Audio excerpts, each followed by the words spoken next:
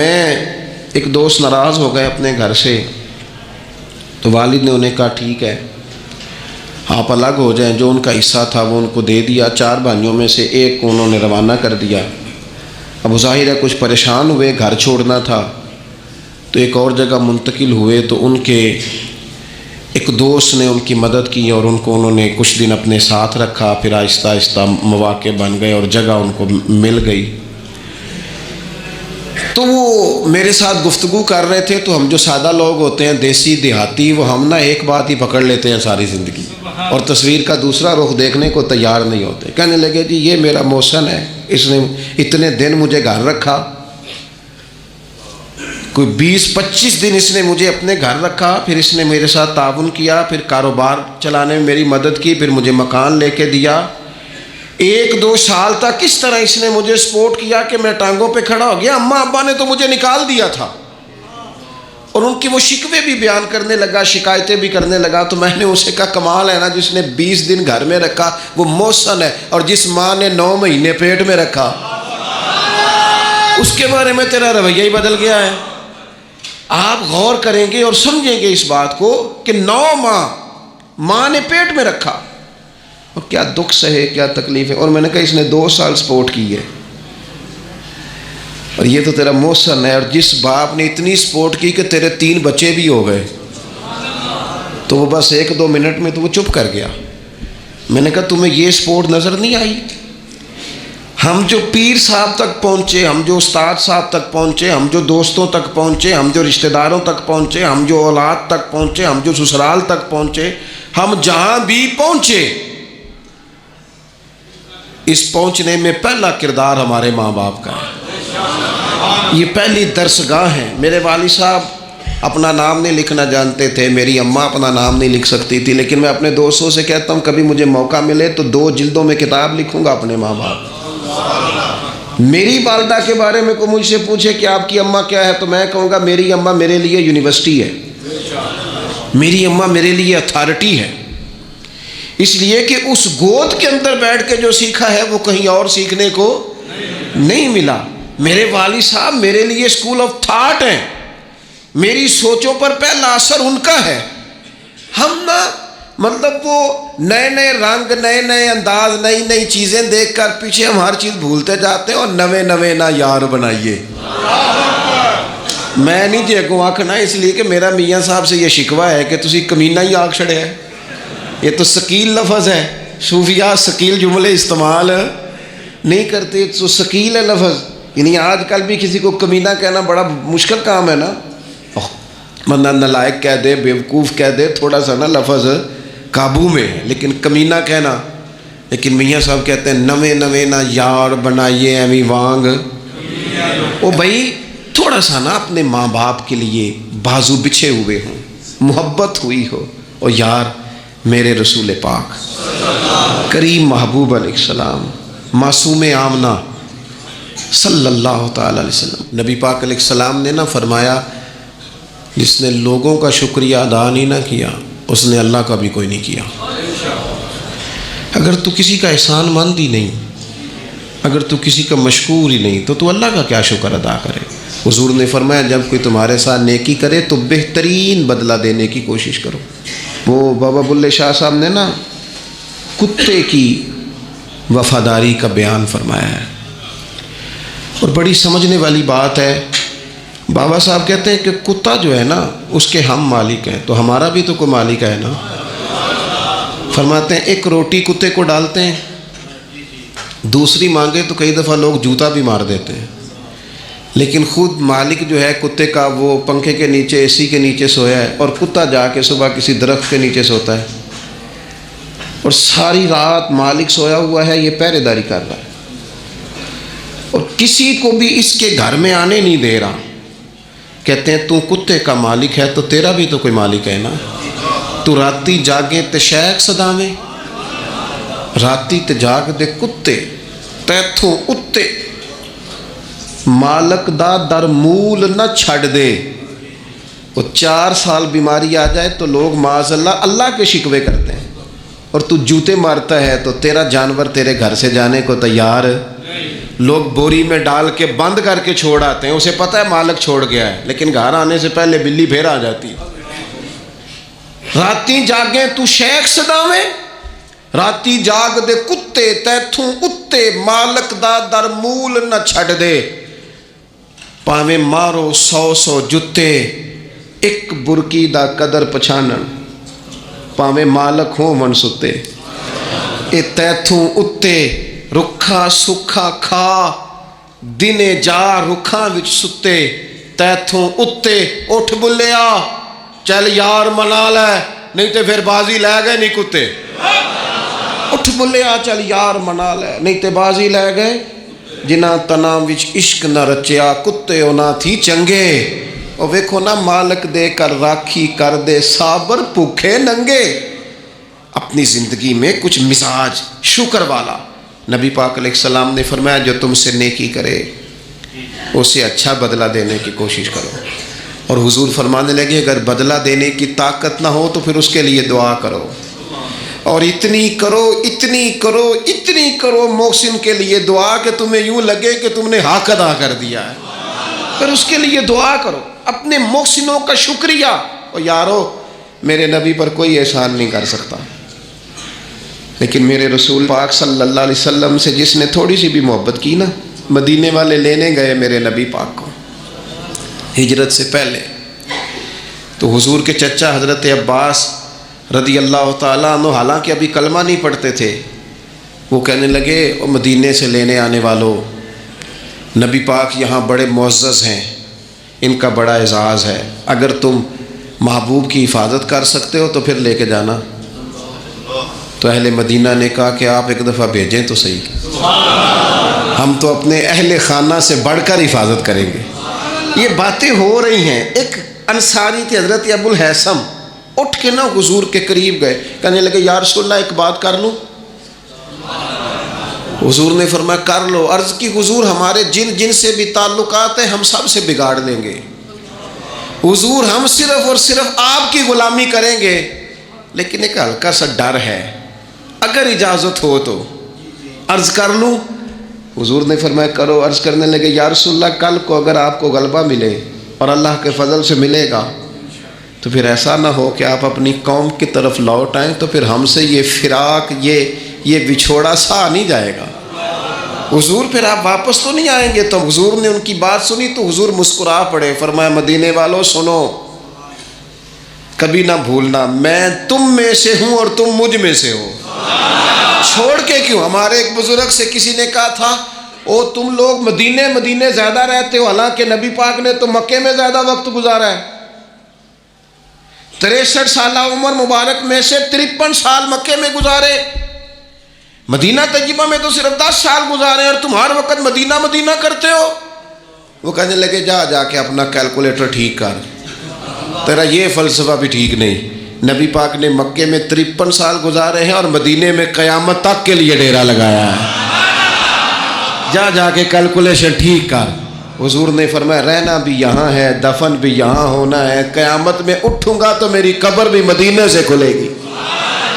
مدینے والوں نے نا ایک دفعہ پھر ایک موقع آیا، مکہ فتح ہو گیا، تو فتح مکہ کے بعد نا ایک جنگ تھی، اس جنگ میں نا کچھ مال غنیمت آیا، تو نبی پاک علیہ السلام نے وہ مال غنیمت، یہ ایک مؤلفۃ القلوب قرآن پاک کی اصطلاح ہے، تالیف قلب کے لیے مال دینا۔ تو مکے کے لوگ مسلمان زیادہ ہوئے تھے، نئے ہوئے تھے، حضور نے مال زیادہ دیا، صحیح حدیث میں موجود ہے، زیادہ مال ذرا محبوب نے ان لوگوں کو دیا۔ تو ایک دو نوجوان انصار مدینہ میں سے کہنے لگے ابھی تو ہماری تلواروں سے اہل قریش کا خون ٹپک رہا ہے اور مال انہیں زیادہ مل گیا۔ تو حضور نے ایک خیمے میں اہل مدینہ کو جمع فرمایا تم نے یہ بات کی ہے؟ سچ بولنے والے لوگ تھے۔ عرض کی حضور ایک دو جوانوں کے منہ سے نکلی ہے۔ تو نبی پاک علیہ السلام نے فرمایا تم یہ کہہ سکتے ہو کہ یا رسول اللہ ان لوگوں نے تو آپ کو تکلیف دی تھی، ہم نے غلامی کی تھی، تم اگر کہو تو تم سچے ہو اس بات میں کہ یا رسول اللہ انہوں نے تو آپ کو نکلنے پہ مجبور کیا، ہم تھے جنہوں نے بازو کھول کے کہو تم یہ بات۔ تڑپ گئے اہل مدینہ۔ عرض کی حضور نہیں، ہم تو اندھیروں میں تھے، آپ کی برکت سے اللہ نے ہدایت کا نور عطا کیا۔ یا رسول اللہ صلی اللہ تعالیٰ علیہ وسلم، آپ کے ذریعے اللہ نے ہمیں اپنی پہچان عطا کی، قرآن عطا فرمایا، یہ ساری نعمتیں آپ کے صدقے ملی۔ پتہ ہے حضور نے اہل مدینہ کی وفاؤں کا کس طرح ذکر فرمایا؟ فرمایا مدینے والو، اگر ہجرت کا موقع نہ ہوتا، رب نے ہجرت نہ رکھی ہوتی تو میں تو انصار مدینہ میں سے ہوتا۔ اور حضور فرمانے لگے اگر لوگ چلیں مختلف وادیوں میں تو مدینے والو جس وادی میں تم چلو گے میں بھی اسی وادی میں چلوں گا۔ اور حضور نے فرمایا میرے مدینے والوں سے، انصار مدینہ سے صرف مومن ہی محبت کرے گا، اور ان سے جو بغض رکھے گا وہ منافق ہوگا، کیونکہ ان کی وفاؤں کا صلہ ہے کہ رسول پاک نے انہیں عزتیں عطا فرمائی۔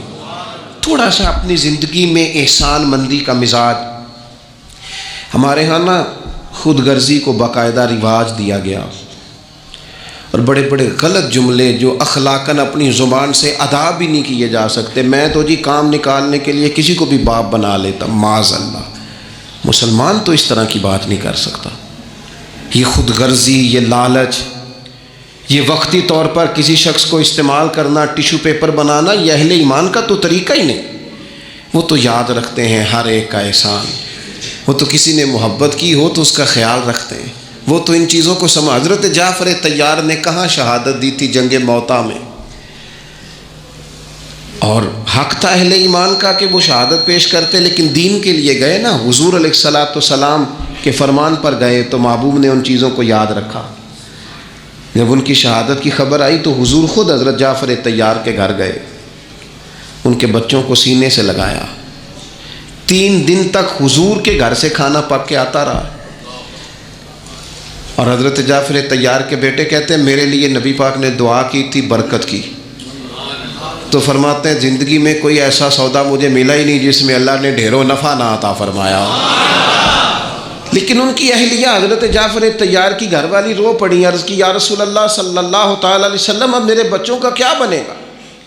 والد کا سایہ اٹھ گیا، لیکن اسلام کسی کا حق نہیں رکھتا۔ کوئی مخلص ہو کر دین کے ساتھ چلے اور پھر اس شخص کا حق رکھا جائے، اس کی قدردانی نہ ہو، اس کو نوازا نہ جائے۔ من عمل صالحا من ذکر او انثى وهو مؤمن فلنحيينه حیاتا طیبہ۔ اللہ فرماتے ہیں جو بھی ایمان لانے کے بعد نیک اعمال کرے، چاہے مرد ہو چاہے عورت ہو مومن، فلنحيينه حیاتا طیبہ، ہم اسے پاکیزہ زندگی عطا فرمائیں گے، اسے اعزازات سے نوازا جائے گا، حیات طیبہ ملے۔ حضرت جعفر طیار رضی اللہ تعالیٰ عنہ کی اہلیہ اور میرے بچوں کا کیا بنے گا؟ والد چلا گیا، بڑے مسائل ہوتے ہیں زندگی میں، ہم نے دیکھا ہے والد کے جانے کے بعد کس طرح کی آزمائشوں سے لوگوں کو گزرنا پڑتا ہے۔ شروع میں لوگ آ کے کہتے ہیں ہم تمہارے ساتھ ہیں، پھر لوگ کہتے ہیں کوئی ایسے تو نہیں نا ابا چلا گیا، بڑا کچھ دے کے گیا ہوگا، اور پھر یہ نکمے کیوں ہیں، یہ کام کیوں نہیں کرتے؟ پھر وہی لہجے تھوڑے ہی عرصے کے بعد تبدیل ہو جاتے ہیں، انداز بدل جاتا ہے۔ لیکن جناب جعفر طیار کی اہلیہ جب رو رہی تھیں، آنسو بہا رہی تھیں، تو میرے محبوب نے بھی ایک وعدہ کیا۔ حضور نے کہا اگر ان کے باپ نے دین کے ساتھ نیکی کی ہے، خدمات پیش کی ہیں، تو پھر اسلام کسی کا حق تھوڑی رکھتا ہے۔ نبی کریم صلی اللہ تعالیٰ علیہ وآلہ وسلم نے فرمایا تو پریشان نہ ہو، انا ولیہم فی الدنیا والآخرہ، فرمایا میں دنیا میں بھی ان کا وارث بنوں گا، میں قیامت میں بھی ان کا وارث بنوں گا، میں والی ہوں، میں سرپرست ہوں ان کا، دنیا اور آخرت میں۔ میرے دوستو اپنے مزاجوں میں تھوڑا سا نا پلٹ کے دیکھا جائے، محسنین پر غور کیا جائے، کتنے لوگ تھے انہوں نے ہمیں سہارا دیا، کتنے لوگ تھے زندگی کے موڑ پر کس طرح کر کے انہوں نے ہمارے ساتھ شفقتیں کی۔ میں نے تو کالج میں دیکھا ہے کہ جن کو بالکل دنیا دار نوجوان کہا جاتا ہے اور کوئی دینی تعارف اور دینی وزاداری نہیں رکھتے، وہ بھی ایک دوسرے کی فیسیں دے رہے ہوتے ہیں، وہ بھی ایک دوسرے کو کہہ رہے ہوتے ہیں چل یار سیر پہ جانا ہے چلتے ہیں، لیکن کسی کی نیکی کو یاد بھی تو رکھا جائے۔ حالات بدلتے ہی عنوان بھی بدل جائے، تھوڑی سی تبدیلی آتے ہی انسان کا مزاج بھی بدل جائے۔ یہ احسان مندی کا نہ ہونا، اور اگر کبھی ہونا بھی تو وہ جذباتی قسم کی، جیسا میں نے کہا کہ ایک دو احسان کسی نے کیا وہ تو یاد رکھ لیا گیا، دوسری شادی کرنا بالکل جائز ہے۔ کوئی اس میں دو رائے نہیں، اگر کوئی حق ادا کر سکتا تو کرے، لیکن نبی پاک علیہ السلام نے سیدہ خدیجہ الکبریٰ کی موجودگی میں دوسرا نکاح نہیں کیا۔ اعلیٰ حضرت بریلوی رحمۃ اللہ علیہ حج کے لیے تشریف لے گئے تو وہاں جتنے علماء اس وقت موجود تھے وہ سارے آ کے بیٹھ گئے، حضور ہمیں حدیث پاک پڑھا دیں، ہمیں تفسیر کے اسباق پڑھا دیں، ہم شاگرد بننا چاہتے ہیں، اسناد لے رہے ہیں۔ اب اس زمانے میں لوگ 6 ماہ، سال اس سے بھی زیادہ حرم شریف میں رہتے تھے، تو وہاں کچھ لوگوں نے کہا حضور اتنا عرصہ آپ کو یہاں رکنا ہے تو آپ یہاں نکاح کر لیں۔ فرمانے لگے دوسری شادی جائز بھی ہے اور میں اس کی طاقت بھی رکھتا ہوں، لیکن اعلیٰ حضرت فرمانے لگے میری اہلیہ نے نا تکلیفوں میں میرا ساتھ دیا ہے، میں اسے وقت نہیں دے پایا، دین کے کام میں لگا رہا، لیکن اس خاتون نے بڑی نیک نامی کے ساتھ میرے ساتھ زندگی بتائی ہے۔ یہ اعلیٰ حضرت کے لفظ ہے۔ فرمانے لگے میں طاقت بھی رکھتا ہوں، شریعت کی اجازت بھی رکھتا ہوں، لیکن میں دوسری شادی اس لیے نہیں کروں گا کہ میری بیوی کو تکلیف ہوگی۔ لیکن یہاں جناب حالات بدلے نہیں تو عنوان بدلا نہیں۔ میں نے کہا ہے کہ ناجائز نہیں کہہ رہا میں اس کو کسی مقام پر بھی، لیکن کچھ چیزیں ایسی ہیں جس کو آگے بڑھ کر ہم سیرت اور سوانے سے لے سکتے ہیں۔ سیدہ خدیجہ الکبریٰ رضی اللہ تعالیٰ عنہا نے حضور سید عالم علیہ السلام کے ساتھ وہ وقت گزارا تھا جو اسلام پر غربت کا وقت تھا، جو کفار کی اذیتیں برداشت کرنے کا وقت تھا، جس وقت معاذ اللہ کمر مبارک پر اونٹ کی اوجڑیاں رکھی جاتی تھی، راستے میں کانٹے بچھائے جاتے تھے، پتھر برسائے جاتے تھے۔ اس موقع پر سیدہ پاک حضور کی بارگاہ عالی مرتبت میں رہی۔ حضور کی ہر زوجہ کی کیا شان ہے۔ اور پھر سیدہ عائشہ صدیقہ جو محبوبہ ہیں محبوب خدا کی، کیا عظمتیں ہیں، پر سیدہ خدیجہ الکبریٰ کا انفرادی انداز ہے۔ حضرت عائشہ صدیقہ کہتی تھی میں نے اس خاتون پر ہمیشہ رشک کیا، بڑے سارے لوگ آتے تھے حضور سے ملنے، لیکن دروازے پر ایک خاتون بولی، جناب حالہ بنت خولد، دروازے پر خاتون بولی، اجازت مانگی السلام علیکم کے بعد میں آ جاؤں؟ تو سیدہ عائشہ صدیقہ فرماتی ہے محبوب نے جھٹ سے چہرہ مبارک اٹھایا، فرمایا یہ تو حالہ کی آواز ہے، یہ تو خدیجہ کی بہن ہے، یہ دیکھو کتنی آواز ملتی ہے، تو خدیجہ کی بہن ہے، حالہ کی، جلدی سے بلاؤ۔ کہتے وہ آ گئیں، بیٹھی، چلی گئی۔ میں نے عرض کی حضور اللہ تعالیٰ نے آپ کو بڑی بہتر ازواج دی ہیں، پر اس خاتون کا بڑا ذکر کرتے ہیں۔ تو سیدہ کہتی ہیں دیکھتے دیکھتے ہی حضور کے آنسو چھلکے، دیکھتے دیکھتے ہی رخساروں سے وہ نور بھری لڑی مبارک داڑھی کے قریب آنے لگی۔ محبوب فرمانے لگے جب لوگوں نے میرا حوصلہ توڑا تو عائشہ خدیجہ نے مجھے حوصلہ دیا۔ کہا لوگوں نے میرا انکار کیا، وہ مجھ پر ایمان لائیں، لوگوں نے مجھے جھٹلایا، انہوں نے میری تصدیق کی، اور پھر کہا اللہ نے مجھے جو اولاد دی وہ بھی خدیجہ الکبریٰ کے بدن سے دی۔ وَلَا تَنْسَبُوا الْفَضْلَ بَيْنَكُمْ، آپس میں ایک دوسرے کے احسان بھلا نہ دو۔ وہ جس نے ایک موقع پر جب تم قرض میں الجھ گئے تھے تمہارے ساتھ نیکی کی ہے وہ تمہیں ساری زندگی یاد رہی، اور جن بھائیوں نے، جس اہلیہ نے، جن دوستوں نے، ماں باپ نے، قریبی عزیزوں نے زندگی تمہارے نام کر دی وہ تمہیں بھول گیا ایک منٹ میں۔ اپنی زندگی احسان مندی والی ہو، اس میں حضرت ابوبکر صدیق رضی اللہ تعالیٰ عنہ نے بڑا کریم محبوب کا ساتھ دیا۔ ایک موقع پہ نہیں درجنوں مواقع پر حضور نے فرمایا میں نے سب کی نیکیوں کے بدلے دے دیے، ابو بکر کا بازو تھام کے لے جاؤں گا، رب ہی اسے اجر عطا کرے گا۔ حضرت صدیق اکبر رضی اللہ تعالیٰ عنہ کی ان باتوں کو میرے قریب نے ہمیشہ، بلکہ حضرت عمر کہتے ہیں میری اور جناب صدیق اکبر کی کسی بات میں شکر رنجی ہو گئی تھی، اور جناب صدیق حضور کے پاس چلے گئے اور جا کر کے عرض کیا کہ یا رسول اللہ صلی اللہ تعالیٰ علیہ وآلہ وسلم یہ معاملہ ہو گیا ہے۔ حضرت سیدنا ابو بکر صدیق کی بات سن کے حضور خاموش ہو گئے۔ حضرت صدیق نے عرض کی حضور میں نے کہا بھی تھا، عرض بھی کی تھی، لیکن عمر فاروق مانے نہیں، یہ اگر کوئی بھائی معذرت کرے تو اس کی قبول کر لینی چاہیے۔ ہمارے ہاں نا احساس ہونے پر منتیں کرتے دیکھے ہیں میں نے بھائی، اپنے بچوں سمیت آ کے بیٹھے دیکھیں، اور چار یار غلطی ہو گئی تھی۔ وہ بندہ جس کی روزانہ لاکھوں غلطیاں رب معاف کرتا ہے، وہ کسی کی ایک خطا بھی معاف کرنے کو تیار نہیں ہے۔ شادی کا موقع ہے، منانے کے لیے جا رہے ہیں رشتہ دار، کہتے ہیں آج ہی تو ٹائم آیا ناراض ہونے کا، اور تیار ہی نہیں ہے، راضی نہیں ہوتے ہیں۔ یہ حدیث یاد رکھ لینا، نبی پاک علیہ الصلوۃ والسلام نے فرمایا جس کا بھائی اس کے پاس معذرت لایا، معافی مانگنے آیا اور اس نے معاف نہ کیا، محبوب فرماتے میرے حوض کوثر پہ نہ آئے،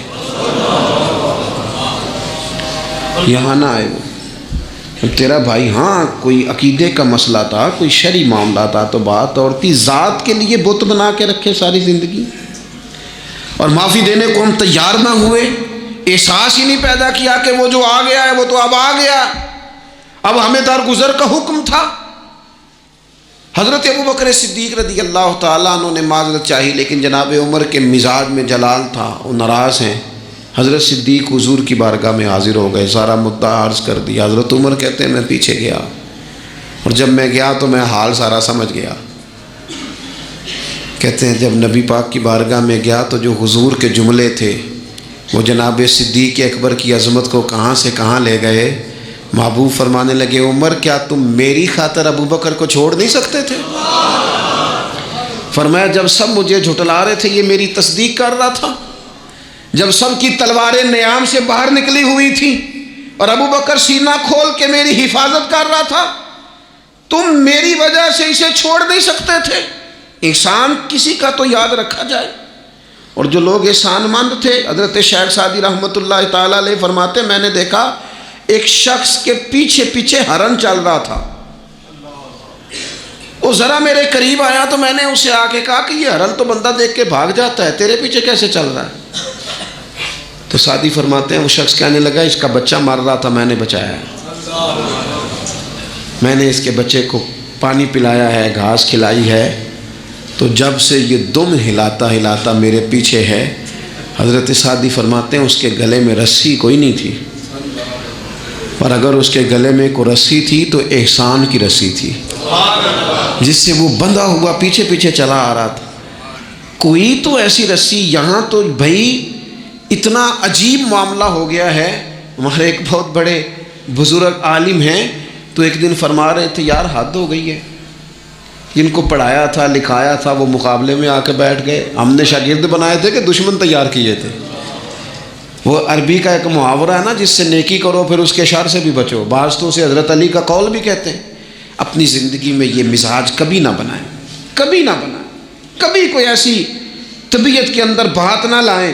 لوگ مختلف لوگوں کے بارے میں نام لے کے ٹھٹھا کرتے ہیں معاذ اللہ، اور بڑی بڑی باتیں سناتے ہیں۔ ایک خان صاحب سے میری ملاقات ہوئی کچھ عرصہ پہلے، تو ایک انتہائی غریب آدمی کے گھر میں نے انہیں ڈیوٹی کرتے دیکھا، تو میں نے کہا آپ یہاں ڈیوٹی کرتے ہیں؟ کہنے لگے یہ ہمارے صاحب بڑے امیر ہوتے تھے، غریب ہو گئے، سب چھوڑ گئے، حالات کا تغیر بدلا۔ تو میں نے کہا آپ کیوں نہیں چھوڑ کے گئے؟ کہنے لگے کیا کروں، مجبوری ہے، نمک خار ہوں، ان کے گھر کا نمک کھایا ہے، اب حالات کے تغیر اصلہ نال جے نیکی کریے، وہ نسلاں تاک نہیں بھول دے۔ تو وہ میرے دوست کہنے لگے میں نے اسے 20 دفعہ کہا ہے کہ تو چلا جا، سب چلے گئے اور میرے پاس گنجائش بھی نہیں، لیکن یہ کہتا ہے یہیں روٹی کھائی ہے، جب راج کے ملتی تھی تب بھی کھاتے تھے، اب ایک ملتی آدھی آدھی کھائیں گے، رہنا یہیں پہ ہے۔ احسان مندی کا مزاج، اور بالخصوص اپنے قریبیوں کے بارے میں، اپنے اہل خاندان میں سے قریبیوں کے بارے میں احسان مندی کا مزاج بنائیں۔ اپنی طبیعت سے ناشکری، اپنی طبیعت سے رشتوں کو توڑنا، اپنے مزاج سے اپنے قریبیوں کے احسانات کو بھول جانا، اس سے باہر آئیں۔ اپنے اساتذہ کے لیے جذبات پیدا کریں۔ اعلیٰ حضرت رحمۃ اللہ علیہ فرماتے استاد بدرجے باپ کے ہے، اور اس استاد سے کون مراد ہے؟ شیخ مرشد بھی اسی میں داخل ہے، جس سے ہم تربیت لیتے ہیں، جس کی وجہ سے اللہ ہمیں کوئی خیر نصیب کرتا ہے، جس کی بات سے کچھ سیکھتے ہیں، وہ بھی اس میں داخل ہے۔ فرماتے ہیں ان کا حق ہے، اور جو حق والے تھے انہوں نے حق اس طرح سمجھا کہ حضرت مولا علی شیر خدا فرماتے ہیں میرا استاد اگر چاہے تو مدینے کے چوک میں کھڑا کر کے مجھے بیچ دے، میں بک جاؤں گا، لیکن اس کے حق سے میں پیچھے نہیں ہٹوں گا، 17 رمضان المبارک کو جنگ بدر ہوئی. نبی پاک علیہ السلام نے فرمایا رب کریم نے بدریوں سے وعدہ کر لیا ہے جو جو بدر میں شریک ہوئے، اللہ نے وعدہ کر لیا ہے رب سب کو جنت عطا فرمائے گا.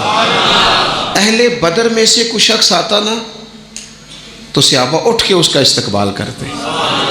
بدر کے لوگوں کو لوگوں نے جب کہا نا شہدائے بدر اور شہدائے احد کو فلاں فوت ہو گیا فلاں مر گیا، تو اللہ نے کہا وَلَا تَقُولُوا لِمَن يُقْتَلُ فِي سَبِيلِ اللَّهِ أَمْوَاتٌ، خبردار تم نے مردہ کہنا بھی نہیں، جائے میرے رستے میں اور پھر اسے مردہ کہا جائے، بل احیاء، بلکہ وہ زندہ ہیں، وہ زندہ ہیں.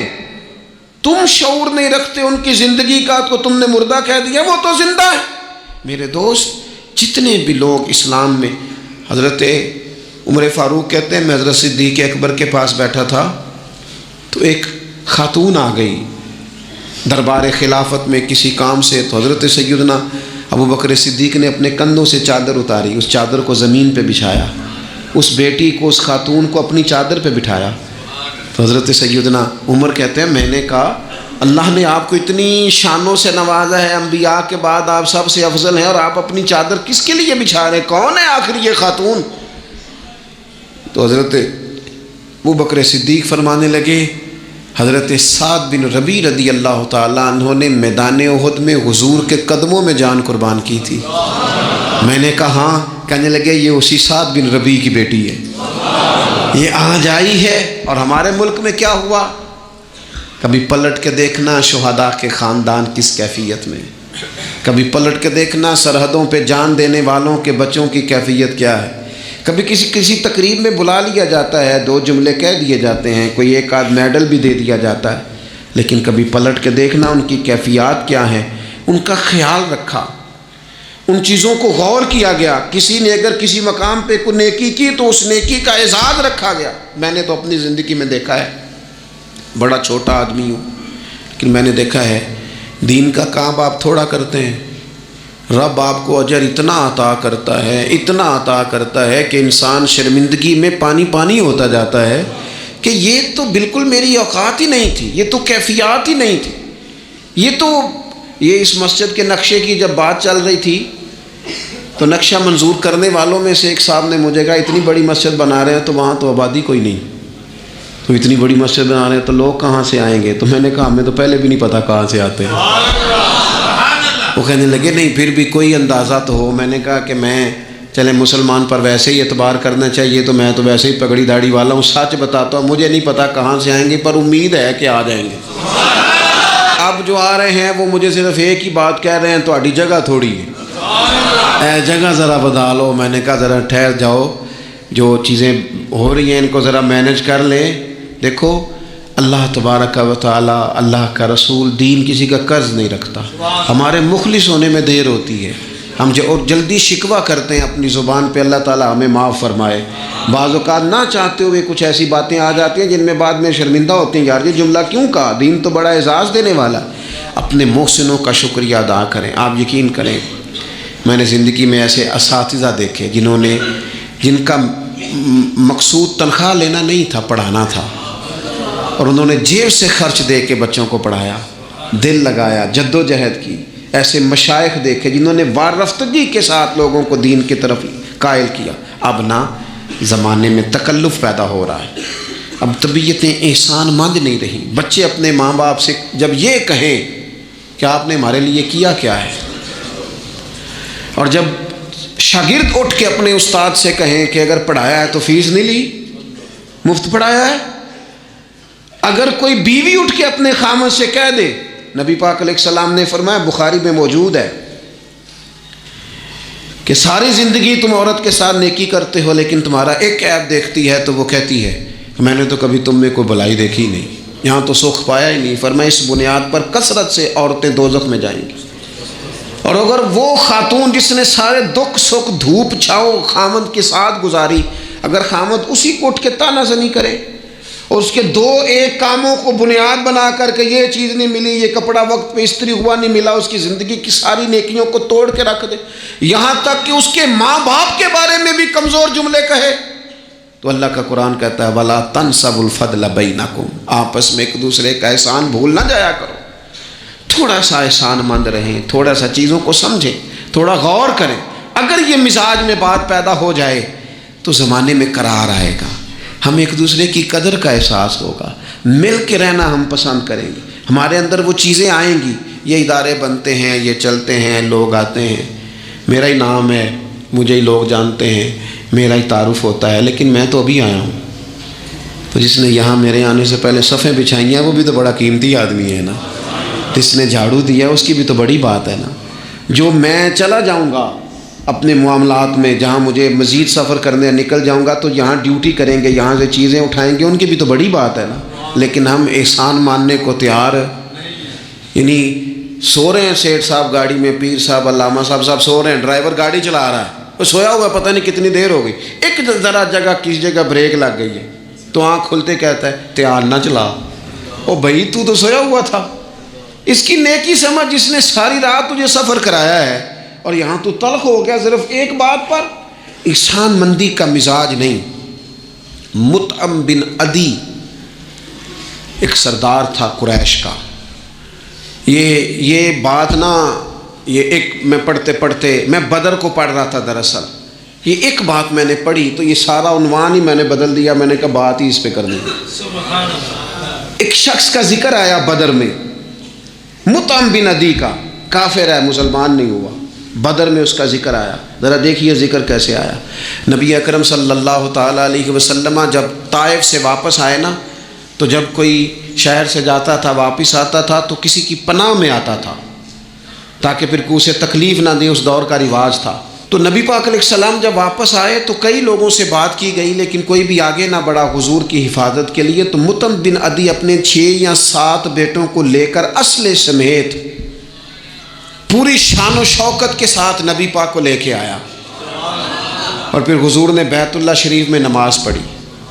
وقت گزر گیا، ایک دور کی بات تھی، ایک بات تھی، وہ دور گزر گیا. اس کے بعد بڑے دور آئے، اللہ نے معراج عطا کی، حضور یہاں آ گئے مدینہ طیبہ میں، یہاں سینکڑوں لوگ مسلمان ہوئے، بدر میں اللہ نے فتح دی.